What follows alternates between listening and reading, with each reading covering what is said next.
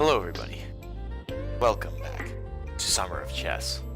Today's game was up against an opponent from the United States, around the same skill level as I am.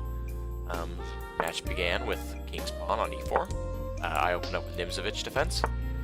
He opens up with Queen's Pawn to d3. I move King's Pawn. He moves and threatens the pawn with his knight. I move my Queen's Pawn. He moves his knight.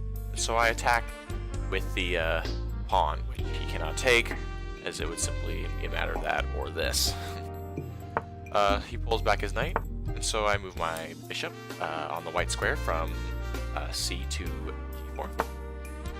c3 from white, I take his knight, he takes back, and then I move my pawn up 2 on the g file. He takes, I take, and he moves f4. I move forward, now having a pass pawn on the g file. He moves his pawn once more, and I move my black square bishop to e7, so that if he tries to move it here, I simply take it, and giving me a pretty good view of the rest of the board. From there, he moves his queen to attack my knight. I just go ahead and move my queen here. He moves one square down, trying to threaten this b pawn, and so I castle, so he can no longer take it. He moves his pawn down, I move my pawn on the a file up, threatening the queen. He pulls the queen back, and I move f6. From there, he takes his bishop to d2, and I move mine, a complete inaccuracy here, from e7 to d6, with the idea that I wanted to have a little room here, but I ended up changing my mind and changing my strategy shortly after. He offers a trade between black square bishops, which I accept after a little bit of thinking. He takes with the knight, so I move my knight to a5, threatening the queen. He pulls the queen and offers a trade of queens, which I humbly accept. And now he has the pawn on e6. From here, I move my knight to b3, threatening the rook. He simply brings it down and attacks it. I couldn't, unfortunately, put the king in check like I wanted to because of some threat here.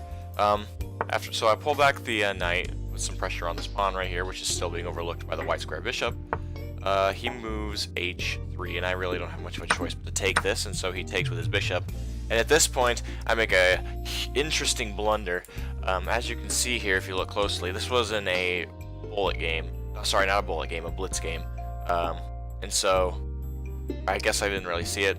He didn't end up doing this, but what I see is he could simply move his pawn down 1 after I move my knight right here, and I wouldn't be able to take it with my knight, which is what it's there for, because it would put me in check, and I would have to move my king, and he would promote, no problem.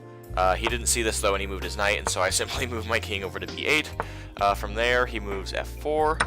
I take this pawn here, since he cannot take it back, because I would just take with my rook.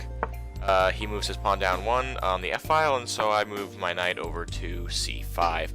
At this point, unfortunately, white ran out of time, which is interesting because this is a game that was so early. It was only 25 moves in, that you can never quite know what could have happened. If I, just as an example, I suppose he could castle. He could...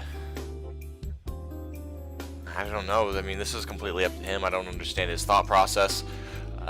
So unfortunately, that is the end of the game.